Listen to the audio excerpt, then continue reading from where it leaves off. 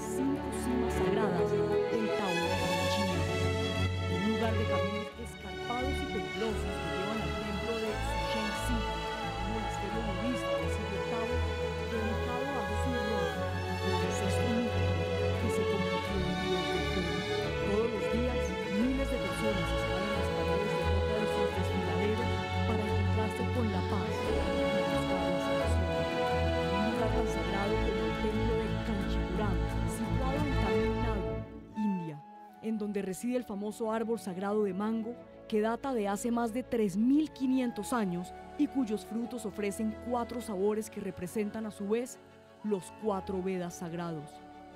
Se trata de lugares que nos conectan con la divinidad y permiten la comunicación del hombre con los planos de la existencia o que fortalecen la fe de los creyentes.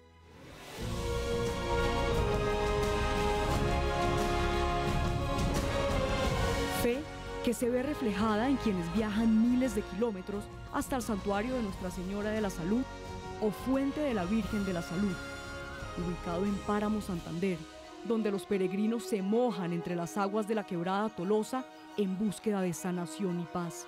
Se trata de lugares sagrados rodeados de energías místicas o tan solo de una manifestación de nuestras más profundas creencias. Acompáñenos esta noche en búsqueda de los lugares místicos de Colombia. Lugares donde la paz parece fluir desde las piedras, las aguas y las rocas. Lugares donde también las deidades, llámenlo como quieran, vírgenes, santos, santones, como ustedes crean que deba decirse de acuerdo a su fe. Lugares que son su casa, o desde donde fluyen sus poderes para curar al mundo, de India a China, de Colombia a Argentina. Santuarios, de eso se trata hoy nuestro programa aquí en Más Allá. Y para eso tengo 2 invitados que saben muchísimo de estos temas. La doctora María Eugenia, que es profesora de la Universidad del Rosario, donde yo también dicto clase, que además trabaja en algo que se llama el CETRE, si no estoy mal, que es el Centro de Estudios de las Religiones. Sí, de las religiones. Y allí usted ha hecho un montón de trabajos sobre esta clase de temas, también trabaja en el Archivo Distrital. Muy buenas noches, María Eugenia. Buenas noches, Esteban. Muchas gracias por la invitación. María Eugenia, los santuarios o los lugares sagrados, ¿qué usted nos puede contar sobre esto? ¿A qué la transporta esa palabra, santuario? Efectivamente, cuando se habla de un lugar santo, se habla de una conexión con lo sagrado, de una conexión directa, donde hay una manifestación de Dios, donde hay la presencia divina, lo que Mircea Eliade llamaría una hierofanía. Ahí está presente Dios. Eso es una conexión espiritual, además, porque es un momento de comunión. Cuando se está ahí, se está relacionando directamente con un momento donde está Dios presente. Bueno, y también nos acompaña esta noche una persona que fue sacerdote, que además trabajó en el Vaticano, en Roma, para su orden, su antigua orden. Daniel Londoño, muy buenas noches. Buenas noches, Esteban, buenas noches, María Eugenia, y contento de estar acá nuevamente en tu programa. Me siento además muy bien. Esta es su casa, Daniel. Gracias. Y también le quería preguntar, ¿qué piensa usted cuando se habla de estos lugares sagrados? Tantas cosas, y fundamentalmente destaco 2. Una de ellas es la experiencia que he tenido en trabajo en santuarios como Nuestra Señora de la Salud de Oaxaca y en Europa, concretamente en Italia, el santuario de Santa Rita de Casia en Casia y el santuario de Santa Rita en Milán, Italia. Entonces son lugares de encuentro del mundo en muchos sitios, encuentro del mundo en torno a lo que decía María Eugenia, en torno a la espiritualidad, en torno a un ser superior, en torno a Dios. Vamos a mostrarles a ustedes durante este programa muchos lugares sagrados y también nos contará usted su experiencia Claro que sí. en estos que también son considerados lugares santos, porque allí habitaron los santos y porque allí hicieron sus obras. Y antes de ir a esos temas, les quiero mostrar esta nota que hizo Joana Arenas sobre uno de los santuarios más conocidos del país, uno que visitan todos los días una gran cantidad de personas y en Semana Santa son tantas que a veces no se puede caminar. Les estoy hablando del santuario de Monserrate. El Cerro de Monserrate no es un cerro cualquiera. Desde hace siglos es considerado un lugar sagrado, al tiempo que vigila la ciudad desde una altitud de 3.152 metros sobre el nivel del mar. Si existe un lugar en donde lo mágico y lo milagroso se unen, donde hace miles de años venían los indígenas a adorar al dios Sol y donde está la imagen del Señor caído, una de las más poderosas de América, es el cerro que está a mis espaldas, el Cerro de Monserrate.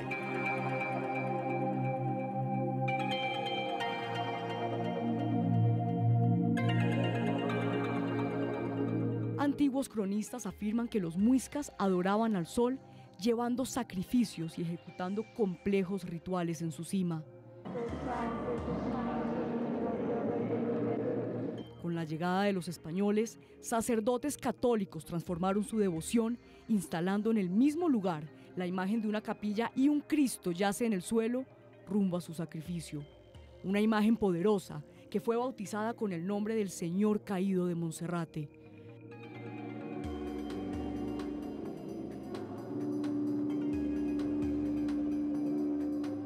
Durante el periodo colonial se expandieron historias prodigiosas. Narran que la imagen desaparecía cuando la bajaban con el fin de arreglarla, como si se teletransportara de nuevo hasta la cima.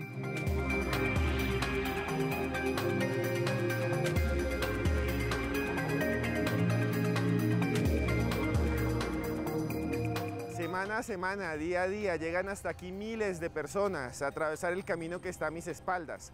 Todos buscan algo en especial, algunos solamente quieren hacer ejercicio y conocer, pero la mayoría vienen a hacer penitencia, vienen a conectarse con lo divino, a buscar curación y milagros. Personas que recorren los 180 metros que hay hasta la cima, donde se encuentra uno de los santuarios más importantes de la historia de Colombia.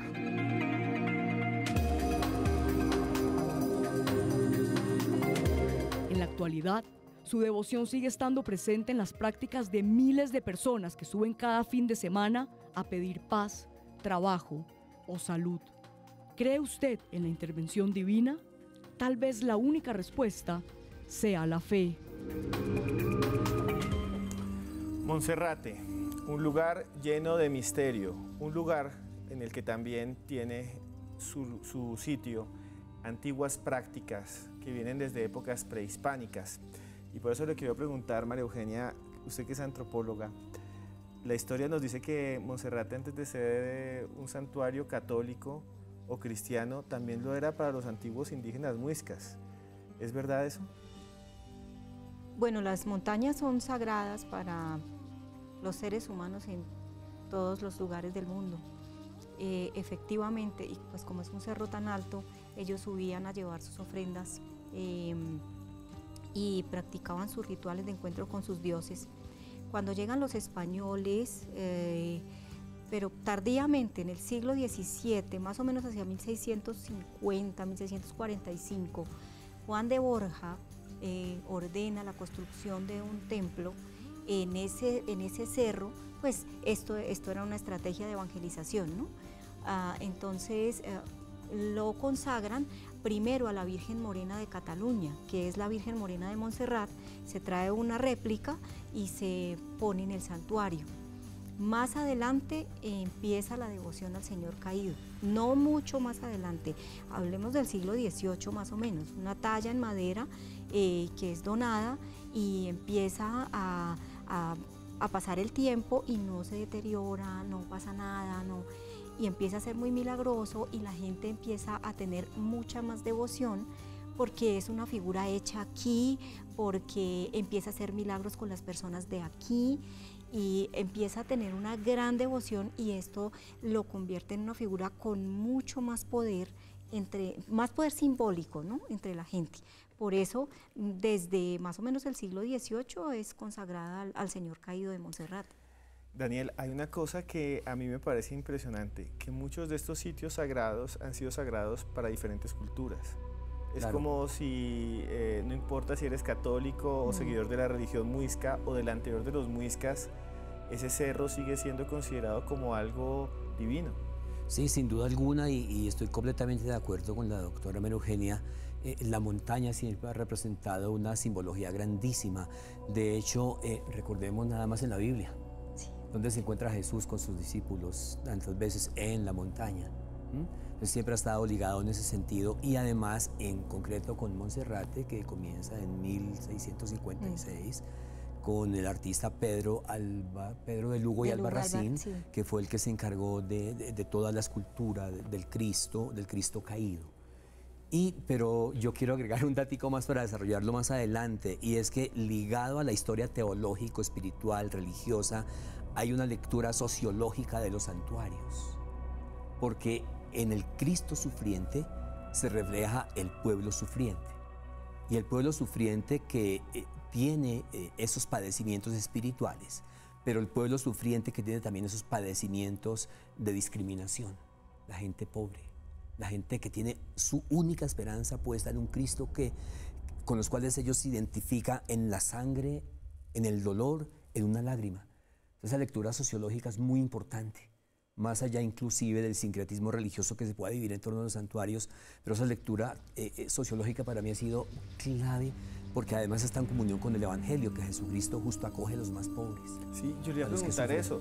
O sea, cuando uno ve las personas que suben, y yo subo muy comúnmente a Monserrate a hacer Claro. ejercicio, uno ve personas que van descalzas, con los pies destrozados, algunos suben de rodillas. Sí.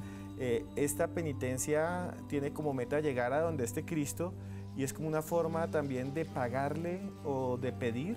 ¿Por qué existe esta idea de que hay que llegar al santuario pero como si fuera un reto? Como también pasa en Europa. Tengo que Sí, hacer el lo Camino mismo. de Santiago. Exactamente. ¿Por qué es un reto llegar al santuario? ¿Qué tiene que ver?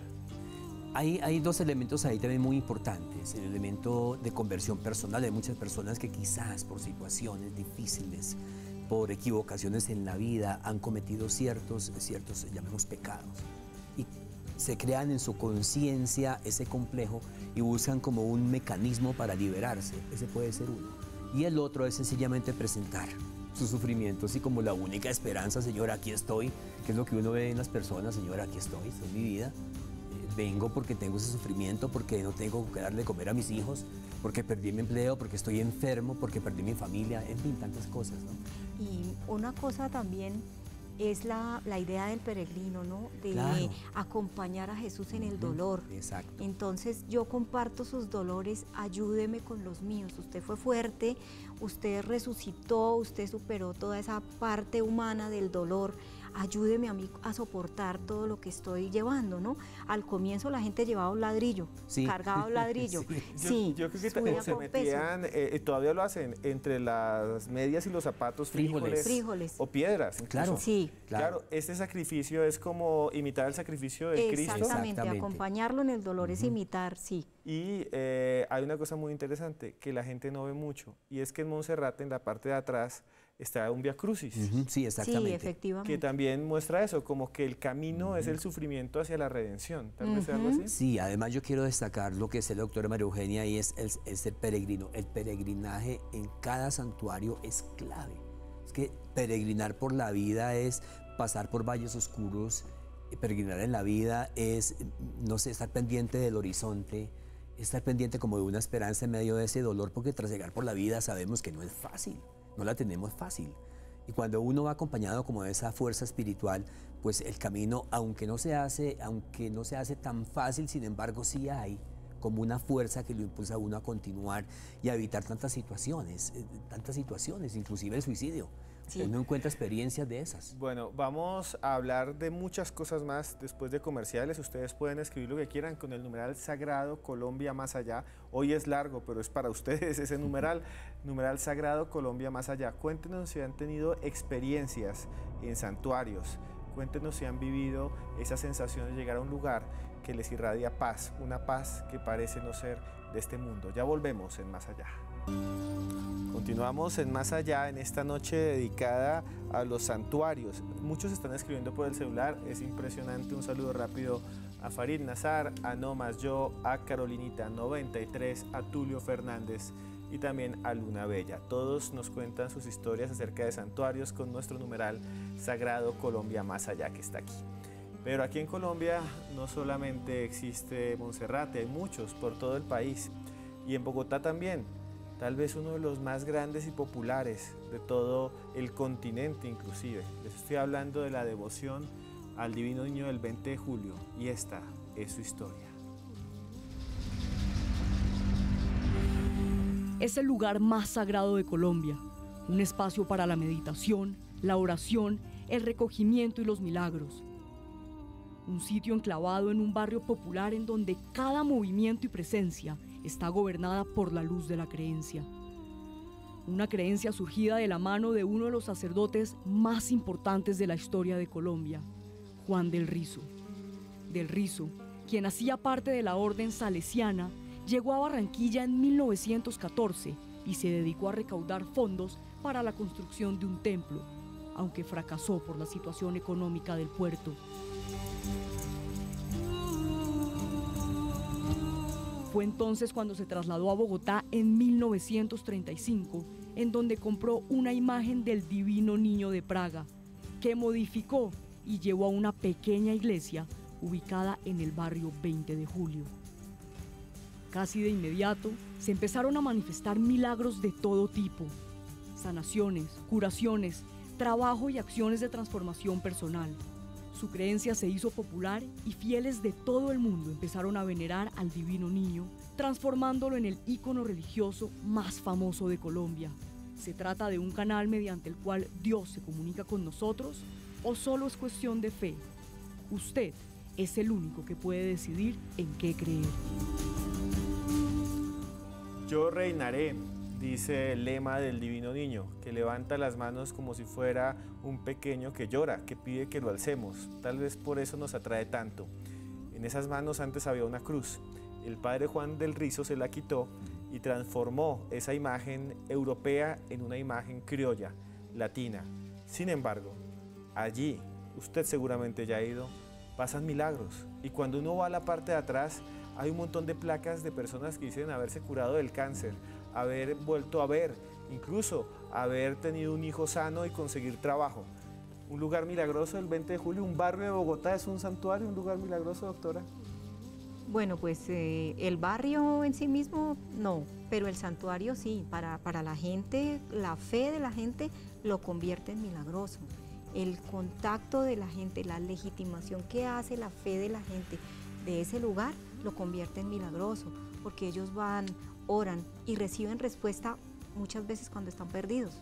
Entonces ellos le otorgan el poder milagroso a esta imagen y como ellos, muchísimas personas a lo largo de, no sé, ya va un siglo, más de un siglo de la iglesia del 20 de julio. Sí, y cada vez es más y más, ¿no? Desde 1935. Sí, más, sí, ahí se inaugura. Sí, porque el padre llega a Barranquilla en 1914. Sí. Pasa por Medellín y luego llega a Bogotá en 1935. Ahí es cuando yo le tengo una pregunta, Daniel, usted que fue sacerdote. ¿El milagro lo hace el lugar o lo hace la gente? Porque sí, ¿qué tal que el padre Juan del Rizo no hubiera llegado el 20 de julio, sino el 7 de agosto? ¿Sería el Divino Niño del 7 de agosto? Claro. ¿O es que en ese lugar es algo especial? El milagro no lo hace ni el lugar ni la gente, sino la conexión de la gente con Dios. Por eso el lugar podría ser, ¿qué digo yo?, irrelevante, por así decirlo. De hecho, más adelante yo sé que vas a tocar el caso de Buga. Sí, señor. ¿Por qué se multiplica en Bogotá? Ajá. Cambia de lugar. O sea, Y ocurre lo mismo. uno, digamos, voy a decir algo aquí absurdo y que es muy chino. Los chinos, dentro de su filosofía, dicen que el verdadero santuario no es un espacio, sino el cuerpo de uno mismo y su conexión con la divinidad. Exactamente. Es una definición que uno podría aplicar para la experiencia de los santuarios católicos. Es esa conexión. Es que de hecho, por ejemplo, en mi caso, al escuchar confesiones en santuarios, sea aquí, sea en otro lugar del mundo, la gente abre el libro de su vida. Con su sufrimiento le confía a uno la vida y le confiesa tantas cosas, que en el fondo no es solamente contar los pecados, sino que se convierte prácticamente en una dirección espiritual.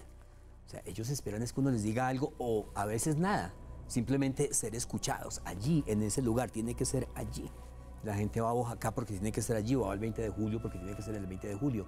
Esteban, pero yo quiero acotar una cosa muy pequeñita, y es como esta devoción también tiene una lectura sociológica hoy, y es la devoción al niño Jesús, al niño Jesús, en medio de una sociedad que rechaza a los niños, que maltrata a los niños, que mata a los niños. Una lectura sociológica es muy importante. Ver el niño Jesús también una fortaleza para la gente, para sus familias y, por supuesto, para los niños. Doctora, hay una cosa que me parece impresionante, que es de los pocos santuarios del mundo en el que se adora una figura de un niño. Lo que decíamos, siempre son animales, Jesús caído, vírgenes, ¿por qué un niño?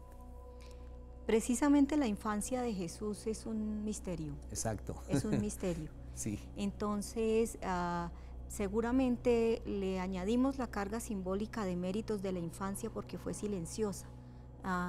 Y entonces eso se traduce en el descubrimiento, la inocencia, la pureza, pues puede otorgársele una mayor intersección o una intersección más directa, ¿no?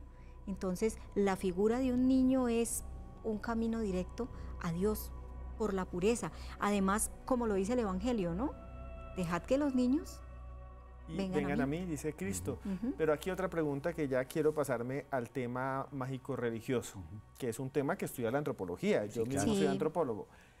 En estos sitios hay curaciones y milagros. Temas que si usted los saca de lo religioso son paranormales. Que una persona llegue, que no pueda caminar y salga en unos días caminando después de pagar una penitencia en un lugar de estos, realmente es algo que es sobrenatural. ¿Por qué cree que pasan? ¿Pasan o no pasan? Absolutamente sí. De hecho, lo decía la doctora María Eugenia, o tú lo decías, las placas que hay. En todos los santuarios está lleno de placas de agradecimientos. Y cuando uno hace un estudio, por ejemplo, las personas que han ido allá, que dan testimonio, conseguí empleo, me curé de una enfermedad, logré la conversión de mi familia, logré la sanación de mi cuerpo, logré liberarme de tantas cosas que me oprimían. Entonces hay un elemento mágico en cuanto que tú no lo puedes explicar por la vía de la razón. En ese sentido yo lo llamaría mágico, o sea, traspasa las categorías inclusive espaciotemporales. Y no se agota el análisis en la razón, sino que va mucho más allá, sin que exista, por supuesto, la contradicción entre razón y fe, porque como lo decía San Juan Pablo II, fe y razón se complementan. Entonces, sí, hay un elemento mágico, pero hay unos elementos que a mí me sustentan que en efecto hay cosas palpables, tangibles, que así sucedieron. Doctora. Pues yo estoy en este momento trayendo a mi mente la eficacia simbólica de la fe. Entonces, cuando la gente cree en algo y además de manera muy, muy ferviente, digamos que ya antropológicamente hablando y biológicamente hablando, la química del cuerpo se predispone. Cambia. ¿Cierto? Y entonces eso produce la sanación. ¿Sí? La carga simbólica de que yo le pongo a la oración, ¿sí? O que las personas le ponen a la oración para lograr una respuesta. La respuesta está en curarse, la respuesta está en solucionar sus problemas matrimoniales o sus problemas laborales, ¿sí? Cuando reciben esa respuesta, para ellos es el milagro, y eso es producto de su fe, eso es producto de la creencia. Doctora, o sea, bajo esa lógica yo entiendo lo que quiere plantear, pero sería algo así como esto. Si una persona tiene fe, los que no tienen fe, no. Si usted tiene fe y va al santuario y cree en el santuario y pide eso, su cuerpo, sin que sea evidente desde su mente, cambia y puede curarse. Puede curarse, en muchas circunstancias se ha visto y puede hacerlo, porque el poder del cerebro es grandísimo, biológicamente hablando. Y en el otro punto, en el punto espiritual, estos sitios son como lugares donde hay una energía, digamos, que fluye más fácilmente espiritualmente, digamos, ir a la Meca, ir a un lugar donde usted ha estado, esos santuarios, ¿facilitan el contacto entre Dios y la persona? Sí, yo creo que como van con la misma intención, o uno va con la misma intención, eso permite que fluya, que exista diríamos, una cadena de oración, una sintonía en la fe. Entonces eso permite que exista ese ambiente, esa energía espiritual, sin duda alguna. Pero yo quiero complementar lo que estaban comentando ahora, qué pena con ustedes. Tranquilo, no. Y es que por eso estamos. he encontrado casos que no únicamente personas creyentes han obtenido un milagro, sino claro, no creyentes que quisieron probar y resultaron convirtiéndose. Eso sí rompe la norma. Claro. Porque uno diría, si yo no soy budista, por ejemplo, si yo soy alguien que ni siquiera habla chino y voy a un santuario chino y bajo convertido y curado, significa que hay algo que está por fuera de las leyes de la física, de esta realidad, algo que, en serio, otra dimensión, algo que no es tangible, espiritual. Claro, sin duda alguna. O sea, es que vuelvo y repito, ese mundo que tú planteabas, mundo mágico, ese mundo mágico se transforma en unos hechos que no son mágicos, que son tangibles. Aún se conserva la atmósfera, pero son hechos tangibles que suceden en cualquier persona. Como lo dije, inclusive no creyente. Encuentra ahí una ocasión para conectarse con la divinidad, y ha ocurrido no solamente en santuarios católicos, sino en otros sitios, inclusive que tocabas de mencionar. Y eso es lo que le iba a preguntar a la doctora María Eugenia, que conoce mucho de la religión. Son muchas las historias de santos que eran, digamos, pecadores y no creyentes, y de un momento a otro van a un lugar, una montaña, un lugar, y cambian de un momento a otro. San Agustín era maniqueo, era una persona díscola bastante, dividía el mundo en el bien y el mal, bastante inquieto en todas las travesuras que uno se pueda imaginar. Y él tuvo unos encuentros con Dios bastante significativos a través de las personas, ¿no? A través de sus maestros, de sus mentores. Y eso lo transformó. Él estuvo por el mundo, en el norte de África, donde se supone que en ese momento, de acuerdo con la historia del cristianismo, abundaban los grupos paganos. Entonces él estuvo en contacto con toda esta gente, vagó por allí hasta que, bueno, por las oraciones de su madre que fueron escuchadas, él es un doctor de la iglesia hoy. Bueno, ustedes se quedan con esa historia. Escriban lo que quieran con el numeral sagrado Colombia Más Allá. ¿Qué piensan de San Agustín de Hipona, su conversión y los santuarios? Lo que quieran decir lo pueden hacer ahí en Twitter, y ya volvemos porque esto es Más Allá. Continuamos en Más Allá, en esta noche dedicada al misterio de los santuarios, de esos lugares que usted tal vez ya visitó y que le cambiaron la vida. Hay muchos tweets esta noche que nos dicen que fueron al 20 de julio y consiguieron trabajo. Otro estaba diciendo por allí que su mamá estaba muy enferma y fue a un lugar, a una ciudad del Valle del Cauca que se llama Buga, y se curó, porque allí hay una imagen que cura, una imagen que cambia la vida y que en algún sentido transforma los cuerpos enfermos en cuerpos saludables. Hasta allá hicimos una investigación. Joana Arenas hizo esta nota que les presentamos a continuación.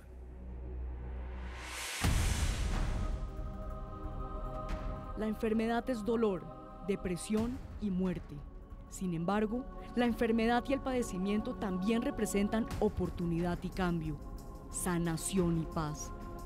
Profetas y hombres santos de todas las religiones han aplicado la curación milagrosa, logrando restaurar el cuerpo de los creyentes. Curaciones como las que se adjudican al mismo Cristo y que fortalecen el mensaje de Dios. ¡Estás lastimándome! ¡Me quemas! ¿Qué le has hecho a mis ojos? ¡Puedo ver! ¡Ya no estoy ciego! Curaciones que para los creyentes siguen sucediendo por intermedio suyo, como los extraños sucesos sobrenaturales que rodean las intervenciones divinas, que se cree suceden en la ciudad de Guadalajara de Buga, en Colombia. Una tradición que comenzó hace más de 4 siglos, cuando una indígena vio un objeto brillante que bajaba por el río y que resultó ser un crucifijo que llevó a su casa y puso en medio de un altar. Al día siguiente, cuando se despertó, describió que la esfinge había aumentado hasta llegar a medir 1,30 m. Se trata de una escultura de color oscuro que representa a Cristo muerto con la cabellera empapada de sangre y los labios entreabiertos. Una imagen que empezó a conocerse como Señor de los Milagros, luego de la prueba de fuego a la que fue sometida en 1605, después de que un grupo de sacerdotes de Popayán lo lanzaran a una fogata, ya que creían que era un objeto de magia negra y brujería. En medio de las llamas, la efigie se puso a sudar copiosamente, un sudor que fue recogido por la gente en trapos y trozos de algodón que frotaron en sus cuerpos, curándolos de todos sus males.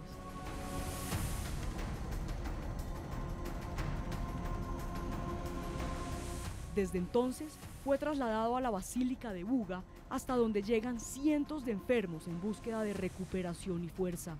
¿Es la fe la que cura o existe un canal con fuerzas superiores y divinas? Queda en usted llegar a la conclusión final. El Cristo de Buga, el Cristo que cura, aquel que creció, que venía en un río, que era diminuto y se convirtió en una imagen gigantesca. Daniel, ¿qué más nos puede contar usted de esta historia?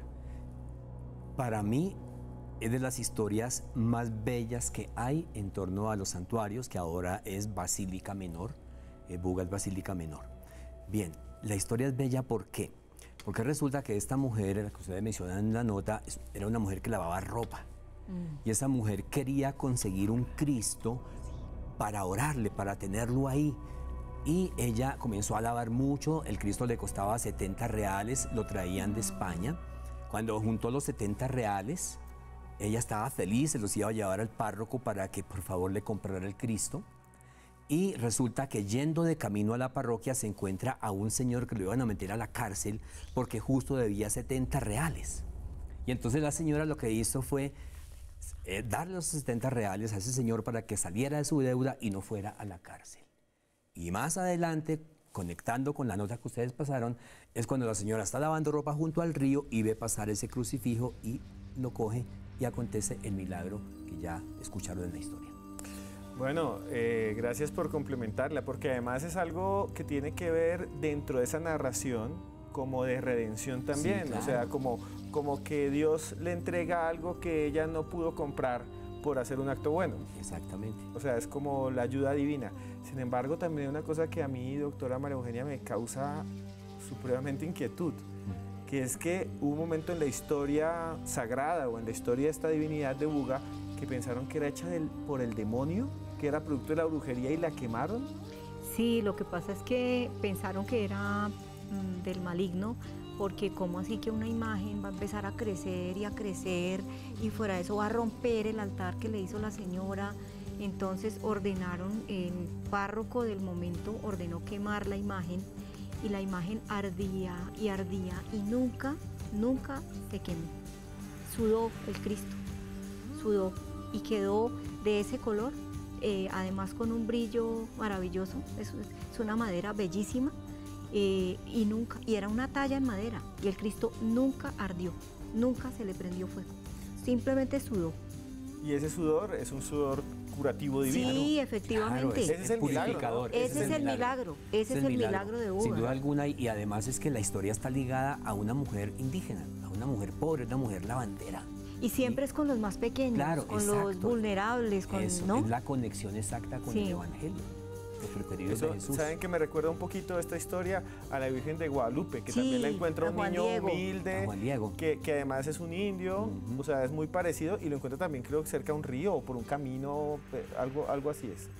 No me acuerdo bien, pero se me hace muy parecida porque también son como historias de redención, Sí, de encuentro exactamente. con uno mismo. Y al final, este lugar, Buga, es un lugar buscado por los enfermos, decíamos ahorita extracámara, de toda Colombia Del extranjero. y del extranjero. ¿Y por qué vienen tanto los enfermos, no los desempleados, sino los enfermos? Porque yo creo que la prueba más dura que hay en la vida es estar uno cercano a la muerte a través de la enfermedad. Y uno descubre un santuario como un lugar de vida, un lugar de esperanza, sin duda alguna. Entonces, para mí es el último recurso después de la Sí. cirugía, después de que el médico ya le dice a uno que no puede hacer nada y el milagro acontece. Y es que algo que me parece sorprendente también es que durante toda la historia ha habido muchos sitios ligados a la salud. Este en Buga es uno particular, pero desde los griegos, los romanos, iban y recorrían caminos para llegar a un templo en especial para curarse con las aguas del río no sé qué. ¿Buga es nuestro gran santuario de la salud? Bueno, es uno de los más importantes, pero está, por ejemplo, la Virgen de la Salud de Boyacá. Hay otros lugares como el que hablaron de Páramo Santander, que también está la Virgen de la Salud. Pero Buga sí es uno de los más importantes sin duda, pero también hay Señor de los Milagros en Bogotá, que lo hablábamos extracámara Exactamente. con Daniel, ¿no? Sí, sin duda alguna. O sea, son lugares de sanación, lugares de encuentro, lugares de vida y que sin duda alguna representan para el ser humano una fortaleza. Daniel, usted, no sé si fue en su etapa de sacerdote, me lo puede corregir. Estuvo en varios santuarios. Sí. ¿Cómo fue su experiencia en los santuarios, tanto en Italia como en Colombia? La experiencia es idéntica a lo que hemos venido relatando esta noche. O sea, lugares de sanación. Por ejemplo, en el santuario Santa Rita de Casia, en Italia. El mismo esquema, las mismas curaciones, los mismos milagros, las mismas confesiones que había escuchado yo antes en Boyacá, cuando la gente iba de peregrinación a confesarse. O sea, el mismo ser humano que sufre, que peca, que ama, que va en camino, que busca, que no pierde la esperanza, que busca lo último que pueda encontrar. Eso representan los santuarios. Igual en Milán, es increíble en Milán, un santuario Santa Rita de Casia, gente por montoneras a confesarse, cuando se decía que en Europa ya la gente no se confesaba y que estaba perdiendo la fe, y cuando yo llego allá, uy, yo soy el que estoy perdiendo la fe. Bueno, y aquí esto ya es el misterio de lo sobrenatural. Si pasa en un sitio en Europa, pasa en Colombia, pasa con los hindúes, pasa, hay tal vez, y les pregunto a ustedes ya personalmente, desde sus creencias, hay tal vez una fuerza divina que se canaliza en esos lugares por la creencia de las personas y cambia las leyes de la física y las cura. Sí, bueno, retomando las palabras de las escrituras, la fe sí mueve montañas, la fe puede cambiar muchas cosas, y es la carga de la fe la que otorga esa capacidad a todas esas figuras, a todos esos lugares, a todos esos centros donde yo deposito mi confianza, mi total confianza en que voy a obtener una respuesta. La respuesta es, pues, como he dicho ya, el milagro, ¿no? Ya volvemos con la respuesta del doctor Daniel aquí en Más Allá, porque tenemos que ir a unos breves comerciales y lo mejor está por venir aquí en Más Allá.